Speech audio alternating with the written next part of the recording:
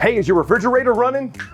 You better catch it. Actually, nothing ruins a camping trip faster than a fridge that's not going to stay cold. If your RV refrigerator's acting up, maybe it's not cooling, making strange noises, or refusing to turn on, don't panic. In this video, we're actually going to be breaking down the most common RV fridge problems and showing you how to troubleshoot them like a pro. Stick around and let's get that fridge running as it should. Now, some of the tools that you'll probably need to do this. Number one, you're going to need a thermometer, something to let you know what the temperature inside the refrigerator is going to be. And also, since most fridges use electrical current, having a multimeter is probably not a bad idea. And of course, if you are going to be plugged into shore power, make sure to use a surge guard. Now, let's dive in. So before we start testing how the refrigerator is going to operate, let's talk about what they operate on.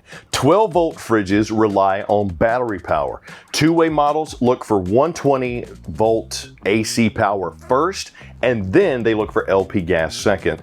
And when running on the 120 volt and the power goes out for any reason, it will switch over to your LP gas and back to 120 once the power is restored. Now, there's also three-way models out there.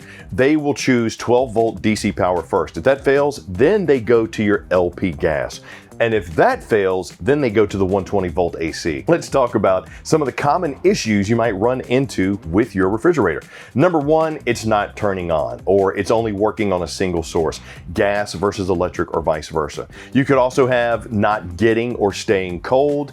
Sometimes your refrigerator could be emanating some odd sounds or even smells. For this troubleshooting video, we're actually going to cover a lot of those common problems, and we're going to provide tips for 12-volt fridges and the gas electric models. So let's dive into the first one. Let's say your fridge isn't turning on or it's just not working, period. The first thing you want to check is, does it have power? Now, most RV fridges require 12-volt power, with the exception of the 120-volt AC compressor style fridges that I mentioned at the beginning. So the first thing you want to check is your battery connected. Is it adequately charged? Use your multimeter to check and see, because a charge below 10.5 volts DC will be insufficient for your fridge to operate. If that's the case, all you got to do is charge your battery. Now, is your battery disconnect switch engaged if you have one equipped? Because if not, then no, the fridge is not going to be getting any power. Check your circuit breakers. Are they on in the on position? And are all your fuses present and in good condition? If a fuse has a red light, that means it's bad and it has to be replaced. A common issue that pops up is, how do you confirm that your fridge is actually on if your RV has been in storage? Well, one way to check: when you open the door, does the fridge light come on? If not, are you certain that the bulb hasn't just burned out? You can always check it or replace it with one from Camping World. A big question: does the fridge cool down in a reasonable time frame? A good way to check that is you want to place a fridge freezer thermometer inside if yours is not equipped with a digital display. Then what you want to do is wait at least 2 to 3 hours. Check the temperature. Is it decreasing, and is the fridge cooling? Touch the sides and see if it's actually cold. Another common problem is your fridge only working on a single source, aka it's only working on LP gas or only electric, but it's not doing both. Now, this is obviously only going to be a problem for refrigerators that are gas electric or the three-way fridges. If the fridge is cooling on propane, we can reasonably eliminate issues with the cooling coils or your 12-volt DC distribution system. This is actually going to narrow our focus down to your 120-volt AC power system. So you want to check and make sure, are you connected to a suitable AC power source for your RV? 30 amp or 50 amp depending on the coach. And yes, sometimes if you're a 50 amp coach and you're plugged into 30 amp, that could be the issue. Then you want to check your circuit breaker for the fridge. Is it tripped? Are all the fuses present and in good condition? Once again, check to see if that red light's on. If it is, you're going to need a new fuse. If you're using a surge protector, has it tripped and shut off the power to your RV? This is something that happens a lot, especially when there's rolling brownouts or electrical issues at the campground. So having a surge protector could be the thing that saves your fridge from that bad power post, or as I like to call it, the post monster. Now, if all these tests are complete without resolving the issue may lie with the 120 volt electric element or the 120 volt and 12 volt fuses on the fridge's circuit board. Either case, you'll need a trained RV technician for further troubleshooting. And trust me, I would rely on that anyway. Here's a quick little tip from our technician friends. Campground wisdom might advise you to unplug the electric element from the board and connect it directly to a 120 volt AC extension cord to isolate the issue.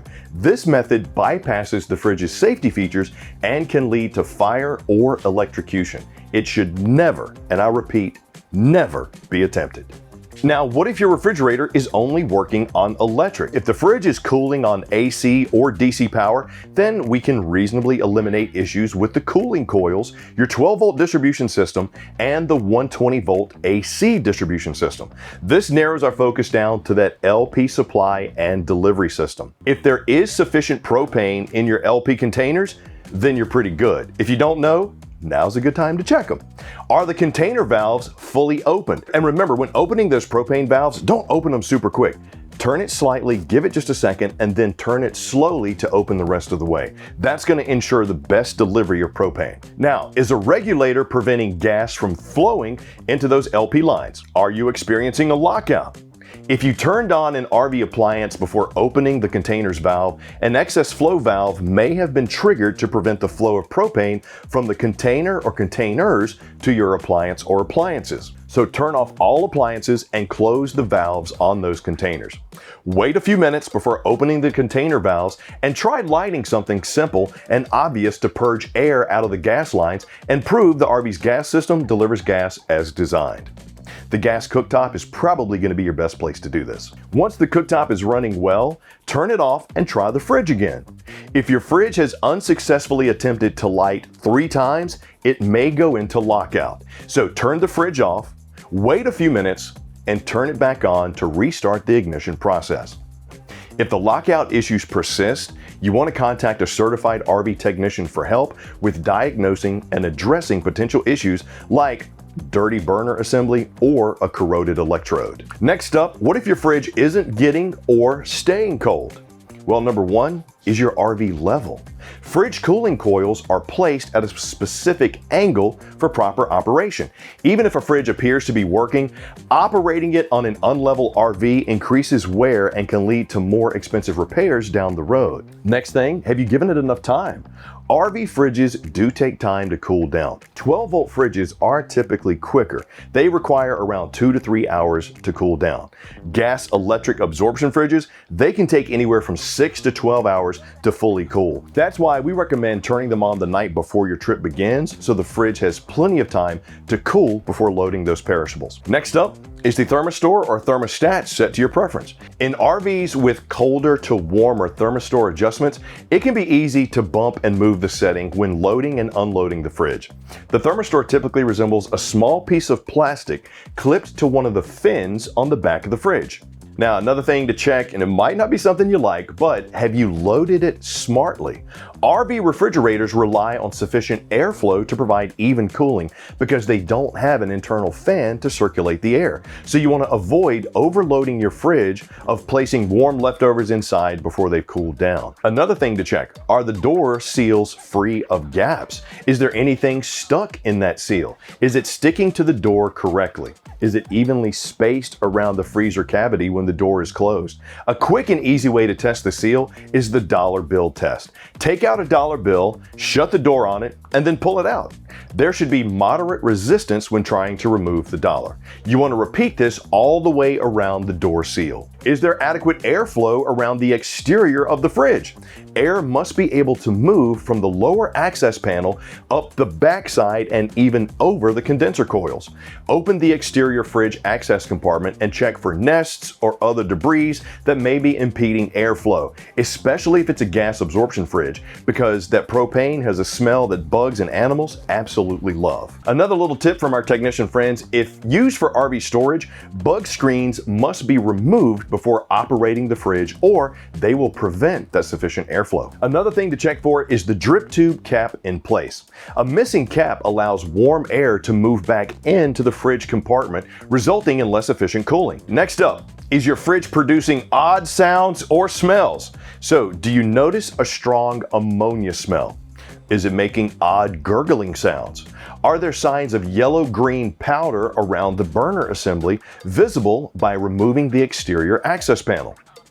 These are all signs that you could have a cooling coil issue. Your best course of action is to contact a certified RV technician for complete diagnosis. Having RV appliances like refrigerators professionally inspected annually is a great way to catch minor issues before they require major repairs.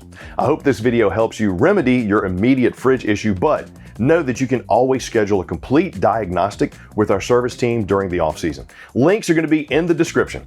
I'm Chris Young for Camping World. Thanks for joining us, and as always, happy camping.